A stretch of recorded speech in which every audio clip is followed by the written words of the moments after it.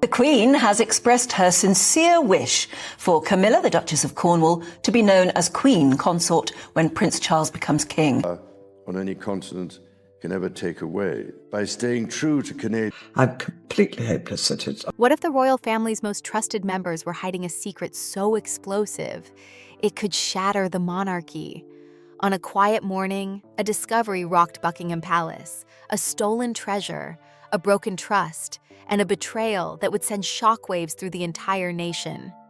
Queen Elizabeth's most precious belongings, thought to be safely locked away, vanished. And the truth behind their disappearance?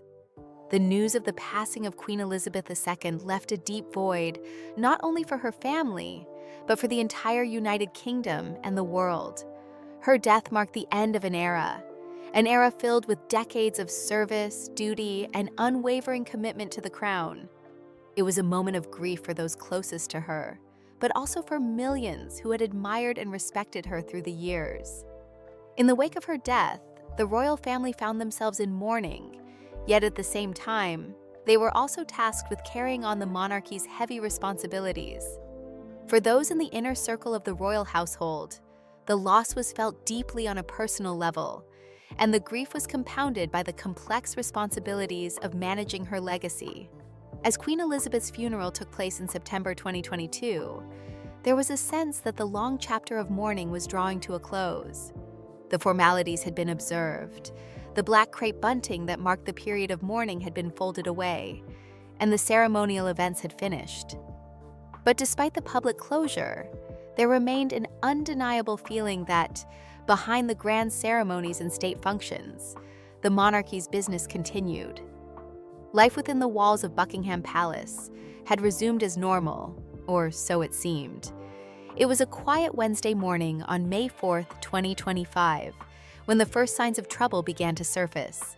Queen Elizabeth had been laid to rest nearly 3 years earlier, and the monarchy had moved forward under the leadership of King Charles. His reign had begun. Fingers crossed the day will be. Well, they can say it's going to be solid. Yet many still clung to the memory of the Queen. The monarchy itself seemed to be holding its breath, continuing its traditional duties, but carrying with it the weight of loss. On that morning, however, something was about to emerge from behind the polished walls of the palace, something that would have a profound impact on the royal family and threaten to upend the carefully constructed image of the monarchy. It was a report that would shake the very foundation of Buckingham Palace. Precious royal possessions had gone missing.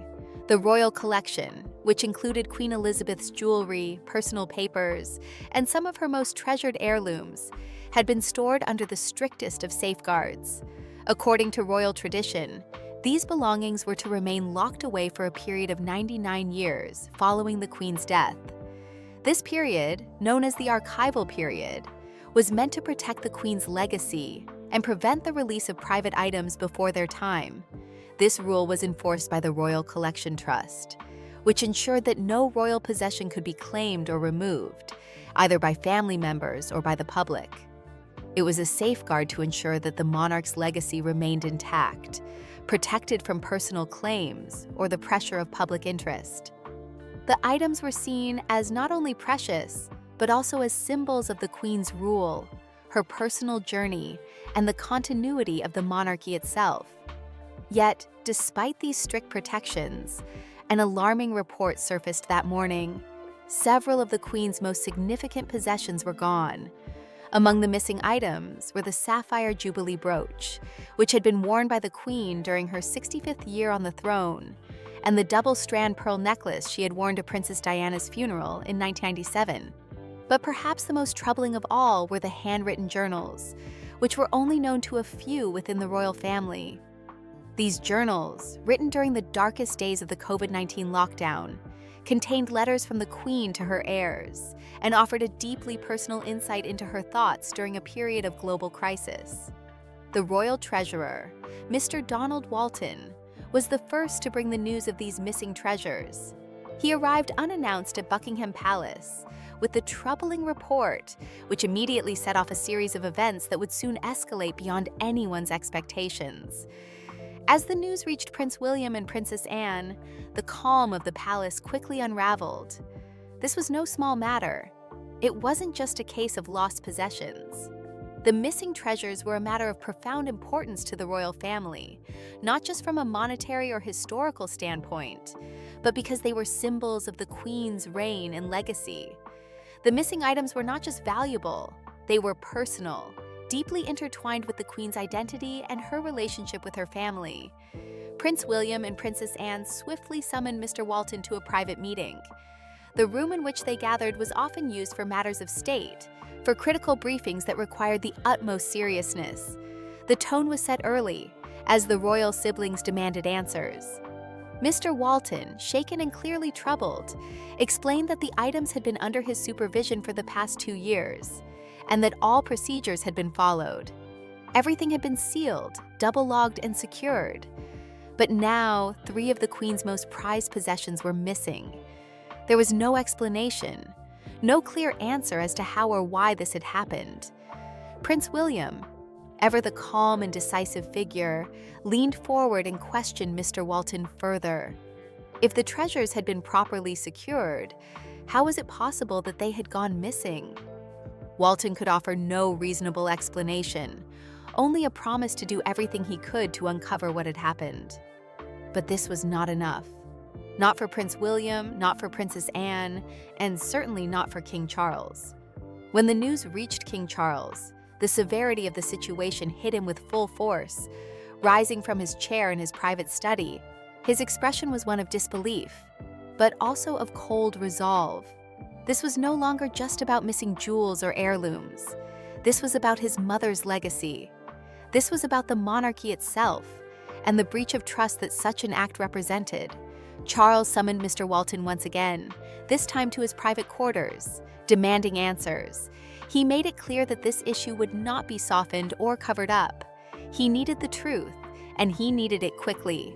Any attempt to hide the truth would be seen as an act of betrayal, something that could not be tolerated within the royal family. The stage was now set for an internal investigation that would go far beyond the usual channels. King Charles, along with Prince William, Princess Anne, and Queen Camilla, would soon meet to discuss the situation in private. The royal family's trust had been shattered, and the matter of missing royal treasures would soon become one of the most significant scandals to face the monarchy in recent history. The tension within Buckingham Palace was palpable. It was clear that what had started as a small issue of missing possessions was about to become much more than anyone had anticipated. The investigation into Queen Elizabeth's missing treasures would set in motion a chain of events that would change the royal family forever. The day after the troubling report, the atmosphere at Buckingham Palace had shifted dramatically. What had initially seemed like a minor issue had escalated into a matter of royal crisis. King Charles, who had already been grappling with the weight of his new responsibilities, now found himself dealing with a scandal that threatened to undermine not only the legacy of his late mother, but also the trust that was the foundation of the monarchy itself. The royal family's internal response was swift and calculated. Prince William and Princess Anne, both seasoned in royal matters, knew that this issue could not be brushed aside. The monarchy's reputation was at stake, and the public scrutiny would only intensify if the matter was mishandled. The first course of action was to interrogate Mr. Donald Walton, the royal treasurer, who had been overseeing the safety of Queen Elizabeth's treasures. The royal couple had summoned him to a private meeting, a briefing room often used for sensitive matters, which added to the seriousness of the situation. Walton, clearly under pressure, sat nervously as the questions came quickly from William and Anne. They wanted answers, and they needed them now. Walton had been entrusted with securing the Queen's belongings, yet how had these precious items gone missing under his watch? He explained that everything had been logged correctly, and the items had been sealed and double-checked. There had been no sign of tampering, no reason to suspect foul play. Yet, here they were, missing royal treasures, some of which were among the most iconic and emotionally significant possessions of the late Queen. Among them was the sapphire Jubilee brooch, a symbol of the Queen's 65 years on the throne, and the double-strand pearl necklace that had a deep connection to the royal family, worn during Princess Diana's funeral. These were not just pieces of jewelry. They were symbols of the royal family's history and their personal connections to the Queen. Walton's explanation was far from satisfactory. He could offer no explanation as to how these items had gone missing, only that he had followed all the necessary procedures. For William and Anne, this left many questions unanswered, and the investigation moved forward with urgency. At this point, it was clear that this wasn't just about missing items. It was about a breach of security, a breach of trust within the royal household. The next step in the royal response was a meeting that would take place later that same day. King Charles, now fully aware of the gravity of the situation, gathered his family members for an emergency briefing. The royals were no strangers to difficult decisions, but this situation was different. This was a matter of the monarchy's future, and any misstep could have far-reaching consequences. William, Anne, and even Queen Camilla were all present. Charles opened the meeting by laying out the facts, not in a voice filled with emotion, but in a tone that commanded authority. He made it clear that this was no small matter. The Queen's personal treasures were missing, and it was no longer about just recovering them. It was about protecting her legacy and ensuring that the monarchy remained above reproach. In the quiet but tense atmosphere, Camilla, seated at Charles's right side, offered her own suggestion. "Perhaps," she said, "the answer lay in considering the possibility that Mr. Walton hadn't acted alone." She suggested that there could have been external forces at play, or perhaps even someone within the palace who had helped Walton, or had motives of their own. This suggestion hit a nerve. Edward, Charles's brother, blinked in surprise. The notion of betrayal within the royal household was one they couldn't easily dismiss. But Anne, ever cautious, questioned whether they should accuse Walton of such actions without more evidence. Despite the concerns raised by Anne, the royal family agreed that Walton could not be ruled out as a suspect. The idea that someone within the royal household might have been involved added an entirely new layer of complexity to the investigation. Charles, however, was resolute. He wanted answers, but he also knew that any hint of public scandal would damage the monarchy irreparably. His instructions were clear. The investigation needed to proceed, but it had to be done discreetly, under the radar of the media and the public eye. To ensure that the investigation stayed in royal hands, Charles called for an internal probe. Sir Clement Mallister, the chief royal security officer, was appointed to lead the investigation.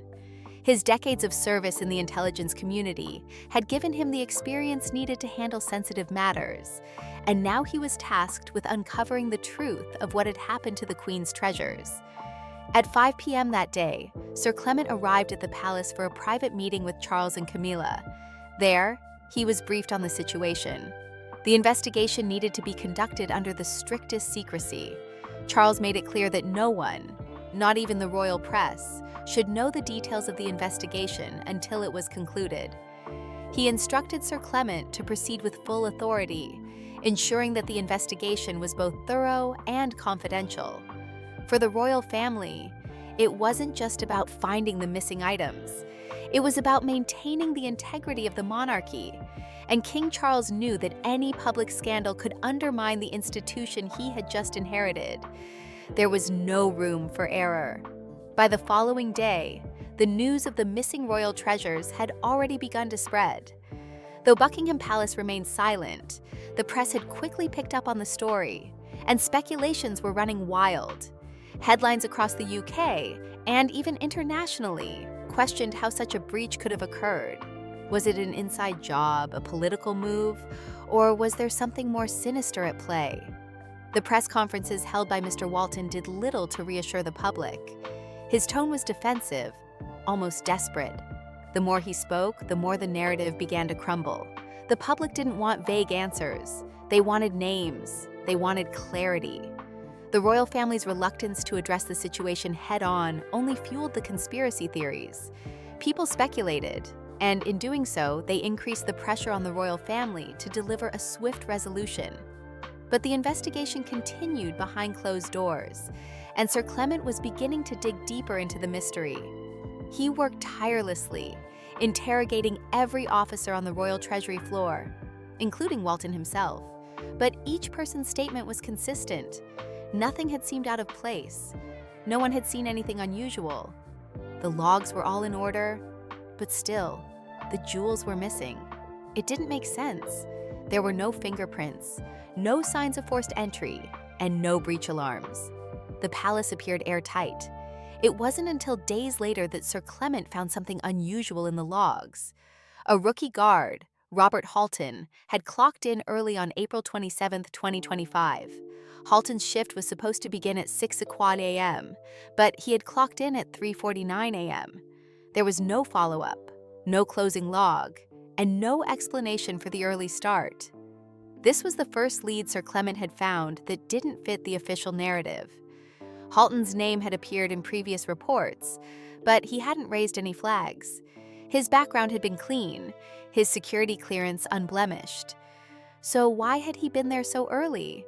And why had he not followed protocol? This was the first clue that something might be wrong. That evening, Sir Clement called a meeting with his team. They gathered in the basement of Buckingham Palace, poring over every entry sheet, every log, and every duty report. It was there, in the early hours of the morning, that one of the officers found the log entry from Halton. Sir Clement's suspicion grew stronger. He knew this wasn't a coincidence. It was time to investigate Halton further. But this time, they would need to dig deeper into his background. The pieces were starting to fall into place. It wasn't just a case of missing jewelry. This was about trust, loyalty, and a breach of security that ran much deeper than anyone had expected. As the investigation continued, the royal family would soon be faced with a shocking revelation, one that would change the course of the royal household forever. By the third day of the investigation, the pressure on Buckingham Palace had become unbearable. The royal family had been in crisis mode since the report of the missing treasures, and now the situation had escalated further. News outlets across the United Kingdom and beyond had caught wind of the scandal, and the press was relentless. The public wanted answers, and the royal family seemed to be offering little in return. Mr. Donald Walton, the royal treasurer, had already held several press briefings, but his attempts to calm the public were becoming increasingly futile. His tone had started off as measured and confident, but by the third day, his statements had grown more defensive and erratic. Each time he faced the press, his credibility seemed to crumble further. He promised that everything was being done to resolve the issue, but it was clear that the public wasn't buying it. People began to ridicule his repeated assurances, and the media, always hungry for a sensational story, began to focus on his apparent inability to provide answers. The headlines were growing more dramatic by the minute. Royal heirlooms missing, palace in crisis, read one. Where are the jewels? Buckingham mum on royal scandal, read another. The speculation was spreading like wildfire. People were asking whether it was an inside job, a cover-up, or something far more sinister. Conspiracy theories blossomed across social media, and with each passing hour, the pressure on the royal family intensified. The public wanted names. They wanted a culprit, but no one in the palace was speaking. Prince William, who had taken on the role of managing the palace's public relations since the Queen's death, stepped in front of the cameras. His demeanor was calm, composed, and controlled, traits that had been instilled in him throughout his life. He was no stranger to handling difficult situations, but even he knew that this crisis was unlike anything the royal family had ever faced before. Standing outside Clarence's house, he delivered a statement to the press, promising that the investigation into the missing items was ongoing. He assured the public that both internal and external royal authorities were working tirelessly to find out what had happened and to ensure that those responsible would be held accountable. The matter, he said, was of the utmost importance to the royal family, and it would be resolved swiftly. Despite William's poise and assurance, the public remained unsatisfied. His words may have offered calm in the midst of chaos, but they didn't answer the questions that had been raised. People wanted more than just words. They wanted proof that the investigation was progressing, that the royal family wasn't hiding something, and that they would take swift action to protect the Queen's legacy. But as the days went on, there were still no answers. Inside the palace, the investigation was intensifying. Sir Clement Mallister, the chief royal security officer, had already spent countless hours going through the details of the case. He had interviewed everyone who had been involved with the royal treasury in any capacity: guards, clerks, assistants. No one had offered anything that could lead him to the missing items. Everything seemed perfectly normal on paper. The logs were intact, and no one could remember seeing anything out of the ordinary. But despite the seemingly airtight records, the treasures were gone. It was becoming clear to Sir Clement that the case wasn't as simple as a theft. There were no signs of a forced entry, no fingerprints on the items, no breaches of security. The palace, one of the most secure buildings in the world, had been breached. But how? The lack of physical evidence was baffling, and Sir Clement knew that he would have to dig deeper if he was going to uncover the truth. On the fourth day, Sir Clement reviewed the security footage again. There had been no sign of anyone entering or leaving the vault at the times the treasures went missing. It seemed impossible. But then, a small detail caught his attention. A security log entry from April 27, 2025, seemed off. The entry had been made by a guard named Robert Halton, who had clocked in nearly 2 hours early. Halton's shift was supposed to begin at 6 o'clock a.m., but he had reported for duty at 3:49 a.m. His log entry had no closing time, no follow-up report. It was strange. Sir Clement couldn't understand why a senior guard would clock in so early without explanation. This small discrepancy became the key that would eventually unlock the mystery. Sir Clement had Halton's records pulled and began looking into his background. Halton had been with the royal household for 10 years, and his service record was spotless. He had never raised any flags, never had any incidents. But now, with this new piece of information, Sir Clement knew he had to question him. Halton had been part of the initial round of questioning, but his statement had seemed routine. He claimed that nothing unusual had occurred during his shift. He didn't remember seeing anything strange or out of place. But now, in light of this new log entry, Sir Clement had a nagging suspicion that something had been missed. At 8:00 a.m. on the 5th day of the investigation, Sir Clement summoned Halton to a private interview. The room was plain, with nothing but a single chair and a recorder. Halton entered, looking nervous. His eyes darted around the room as he sat down. Sir Clement wasted no time. He asked Halton why he had reported in so early on April 27th and why there was no closing log to follow up. Halton looked uncomfortable. "I was just early," he said, his voice shaking. "I got in, did my rounds, everything was normal." Sir Clement didn't believe him. "And yet, you didn't follow protocol, you didn't file a report, you didn't close your shift." Halton's eyes widened and he shifted in his seat. I guess I forgot," he stammered. "I was tired." Sir Clement wasn't convinced. "After 10 years of service, you forgot protocol?" he asked sharply. Halton was cornered. His voice cracked as he said, "I didn't know what I was doing was wrong. Someone called me. They said it was an urgent instruction from upstairs. Royal orders." The words hung in the air. Sir Clement leaned forward, his tone icy. "Who called you? What name did they give you?" Halton swallowed hard. "I didn't get a name. It was just a voice. They knew my name, my shift schedule, everything. They offered money to help my wife with her treatment." The confession was chilling. Halton had been manipulated, and it seemed that someone with power had orchestrated the entire event. The voice on the other end of the phone had given him orders to enter the vault and take the treasures, with promises of financial compensation.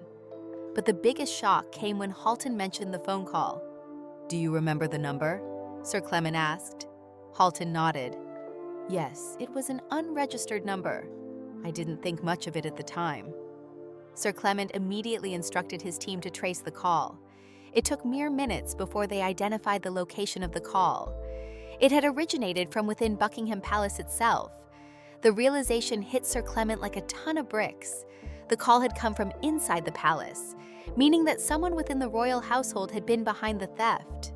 With this revelation, the investigation had taken a dramatic turn. the scope of the breach was far larger than anyone had anticipated. It was no longer just about missing jewelry. It was about betrayal, manipulation, and a breach of trust that went to the highest levels of the royal family. Sir Clement's next move was clear. He needed to report this to King Charles. The stakes had been raised, and the royal family was now at the center of a scandal that threatened everything they had worked to protect. The investigation was no longer a simple matter of recovering stolen items. It had become a quest to uncover the truth, no matter how uncomfortable it might be. By the time Sir Clement Mallister uncovered the shocking truth about the call made to Robert Halton, the investigation had already become one of the most closely followed events in recent royal history. The royal family had been operating under a veil of secrecy, but the press had not let up. The pressure from the media, combined with the growing tensions inside Buckingham Palace, had made it impossible to ignore the scale of the scandal any longer. What had started as a missing heirloom case was now a full-fledged crisis. As the royal family grappled with the bombshell revelation that someone within the palace walls was responsible for the theft, the magnitude of the breach became painfully clear. The call that had been made to Robert Halton had come from within Buckingham Palace itself. The implications of this were staggering. It meant that whoever was behind the call had access to the most secure areas of the palace. They knew how to bypass the strict protocols and manipulate someone in the royal household to act on their behalf. The realization that the theft was an inside job sent shockwaves through the royal family. The immediate concern was not just recovering the missing treasures, but identifying who had orchestrated this act of betrayal and how far the conspiracy went. The investigation had now shifted from being a straightforward recovery mission to a complex search for answers within the palace's very walls. With this new lead in hand, Sir Clement quickly took the next logical step. He had to trace the source of the phone call. The fact that the call had been made from within the palace meant that it was not just a random act of theft. It was a calculated move, and someone had carefully planned it. It was also clear that this person had knowledge of the royal household's inner workings, something that made the situation all the more alarming. Clement's team worked around the clock to trace the call's origins. The phone number had been unregistered, which made things even more complicated. But with the help of royal security and his team of experts, they were able to trace the number to a specific location within the palace grounds. The call had come from a secure area, which could only be accessed by those with royal clearance. This was not the work of an outsider. It was the work of someone on the inside, someone who had the authority and knowledge to act without raising suspicion. As the investigation continued, Sir Clement's attention turned to the possibility that the thief was not working alone. While Robert Halton had been manipulated into carrying out the theft, the mastermind behind the operation had to be someone with a much higher level of access. Someone who could arrange for a trusted royal guard to be compromised, and who had the means to bypass security protocols. The next piece of the puzzle came in the form of a name. Sir Clement had been reviewing the personnel records for everyone who had access to the areas where the treasures were stored. It was during this review that he came across a name that stood out: Queen Camilla. The Queen Consort had always been a trusted member of the royal family, but her close proximity to the investigation made her a person of interest. The timing of the phone call, the location within the palace, and the fact that Camilla was seated at Charles's right hand during the early stages of the investigation all pointed to her as a possible key figure. Sir Clement, knowing how delicate the situation was, decided that it was time to confront the Queen. He gathered his team and prepared for the difficult conversation that was about to unfold. The goal was not just to recover the missing treasures, but to get to the truth of what had happened and who was ultimately responsible. That evening, after days of tension and secrecy, Sir Clement, along with King Charles and a few trusted aides, waited in a private chamber of the palace for Camilla's arrival. The room was quiet, with only the faint sound of footsteps echoing down the corridors. When Camilla finally entered, she was calm, composed, and seemingly unaware of the gravity of the situation.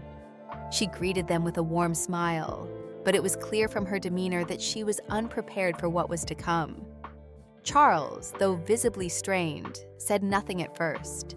He motioned for Camilla to sit, and the three of them waited for the conversation to begin. Sir Clement wasted no time. He placed the sapphire jubilee brooch in front of her, the very piece that had gone missing from the royal collection.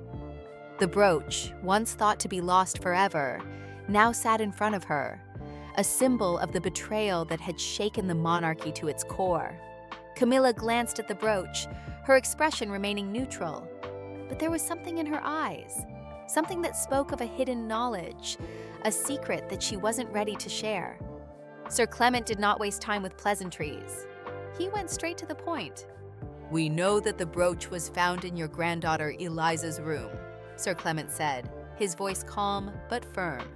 "We also know that the phone call which led to the breach of the royal vault came from within this palace. We need to understand why you had access to these treasures and why they were taken." Camilla looked up, her eyes narrowing. She didn't flinch, but the silence in the room was thick with tension. After a moment, she finally spoke. "This is absurd," she said. "You think I instructed someone to steal from your mother's vault and hide it with my granddaughter? There is no truth to this." Charles, his face pale and his jaw set, repeated the question. Who else could have had access? Who else had the means, the motive, and the opportunity? The room fell into an almost suffocating silence. Camilla remained still, her eyes fixed on the brooch. It was clear that she was grappling with the weight of the moment. Finally, she spoke again, but this time her voice was more measured, more defensive. "I did not steal it," she said, her voice steady. "I took what was promised to me." Charles and Sir Clement exchanged a glance. "What do you mean?" Charles asked, his voice quiet but full of disbelief. Camilla leaned forward slightly, her posture regale but strained. "When your mother was alive, she told me herself that the brooch would be mine one day. Why keep it locked away? Why wait? I was only honoring her words." The air in the room seemed to grow heavier. Charles, though shocked, remained composed. He knew that the situation was far from resolved. His gaze softened momentarily, but only for a brief second. The truth was clear now. Camila had taken the brooch, believing it to be rightfully hers. But her actions had crossed a line, one that could not be overlooked. "And yet," Charles said, his voice colder than before, "this is not just about a promise made. This is about trust. This is about loyalty to the crown." Camilla's expression shifted. She straightened her back, no longer speaking with the same calm authority. There was a sense of defiance in her now. "Why does Kate and Meghan own so much of Diana's jewelry? Why can't I have this one piece?" she asked sharply. Charles took a deep breath, his expression hardening. He had been patient with Camilla up until this point, but now he saw her actions for what they were. A breach of trust that could not go unanswered. The monarchy was built on service and loyalty, and the actions that had transpired threatened to undo everything that had been carefully built over the years. At that moment, King Charles made a decision that would shake the monarchy to its very core. With the weight of the crown on his shoulders, he announced the most drastic step he could take. Camilla would be stripped of her ceremonial duties, her titles, and any future claims on royal property for herself or her family. "This monarchy is built on service and trust," he said, his voice resolute. "If we lose that, we lose everything." The fallout from this decision was immediate and far-reaching. The news spread like wildfire across the world. "Queen Camilla stripped of royal rights amid missing jewelry scandal," read the headlines. The public's reaction was mixed. Some were shocked by the move, while others felt a sense of relief that justice had been served. That evening, Charles recorded a pre-recorded video message for the nation. In it, he confirmed the events that had unfolded and the decision he had made. His tone was somber but resolute. He spoke of the need for accountability and the importance of protecting the monarchy's integrity. His words resonated across the United Kingdom, and for the first time since the scandal began, it seemed that the royal family had taken control of the situation.